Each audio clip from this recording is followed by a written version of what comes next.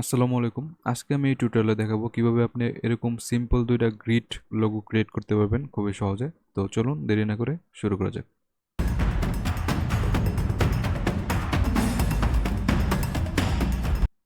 প্রথমে আমরা ফাইল থেকে নিউ একটা ডকুমেন্ট ক্রিয়েট করব। আমি 1000 বাই 1000 পিক্সেলের একটা ডকুমেন্ট ক্রিয়েট করে নিলাম।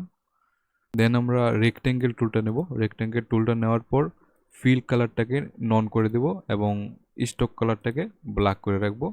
দেন শিফট প্রেস করে এরকমভাবে একটা রেক্টেঙ্গেল আর্ট করব। তারপর এই রেক্টেঙ্গেলটা সিলেক্ট থাকা অবস্থায় অবজেক্ট থেকে পাথ পাথ থেকে স্প্লিট ইনটু গ্রিড এই অপশনটিতে যাব। দেন এখানে রোজ 7 করে দেব এবং কলামটাকেও 7 করে দেব। দেন আমরা কিন্তু প্রিভিউ করে দেখে নিতে পারবো যে কিরকম দেখা যাচ্ছে। দেন ওকে। এখন এই শেপটা সিলেক্ট থাকা অবস্থায় আমরা শেপ বিল্ডার টুল নেব। শেপ বিল্ডার টুলটা নেওয়ার পর আমরা ফিল কালারটাকে যেই কালারটা দিব লোগোতে সেই কালারটা সিলেক্ট করব এবং স্টক কালারটাকে নন করে দেব। দেন মাউসের লেফট বাটন ক্লিক করব। দেন আমরা কিন্তু এখন মার্জ করতে পারবো খুবই সহজে। এখন আমি শেপ বিল্ডার টুলের মাধ্যমে এটাকে মার্জ করব। তো আমাকে ফলো করবেন আমি কিভাবে মার্জ করতেছি।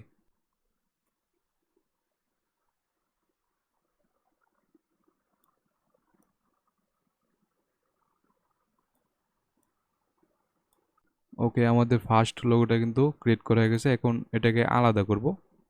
আলাদা করার জন্য এখানে দুইভাবে আপনি আলাদা করতে পারবেন। প্রথম আহ, এই দুইটা শেপকে সিলেক্ট করবেন, দেন কাট করে পেস্ট করতে পারবেন অথবা কপি করে পেস্ট করতে পারবেন। আমি কপি টু পেস্ট করে দেখাচ্ছি।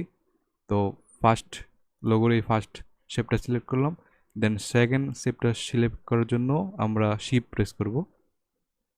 শিফট প্রেস করে এটা সিলেক্ট করে নিলাম এবং কন্ট্রোল সিতে কপি করে নিলাম এবং কন্ট্রোল ভিতে পেস্ট করে দিলাম এবং মাউসের রাইট বাটন ক্লিক করে গ্রুপ করে নিলাম।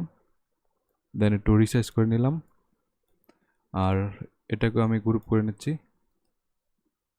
দেন রিসাইজ করে একটু ছোট করে নিলাম কারণ আমাকে আরেকটা লোগো ডিজাইন দেখাতে হবে, তো এই জন্য একটু ছোট করে নিলাম। দেন এখন আমরা সেকেন্ড লোগোটা ক্রিয়েট করব। সেকেন্ড লোগোটা ক্রিয়েট করার জন্য সেম প্রসেস। রেক্টেঙ্গেল টুল নেব, ফিল কালারটাকে নন করে দেব এবং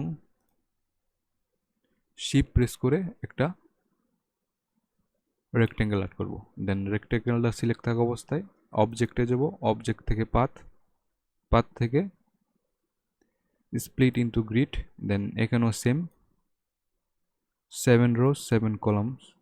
দেন ওকে। এখন আমরা যেটা করব সিলেকশন টুল নেব। সিলেকশন টুল নেওয়ার পর এটাকে 45 ডিগ্রি অ্যাঙ্গেলে রোটেট করে নেব। তো শিফট প্রেস করে আমি এটাকে 45 ডিগ্রি অ্যাঙ্গেলে রোটেট করে নিলাম। দেন যেটা করব এই শেপটা সিলেক্ট থাকা অবস্থায় আমরা শেপ বিল্ডার টুল নেব। শেপ বিল্ডার টুল নেওয়ার পর সেম প্রসেস, ফিল কালারটা দিব অ্যান্ড স্টক কালারটাকে নন করে দিব। মাউসের লেফট বাটন ক্লিক করে এখন আমরা মার্জ করব শেপটাকে। তো আমাকে ফলো করবেন আমি কিভাবে মার্জ করতেছি।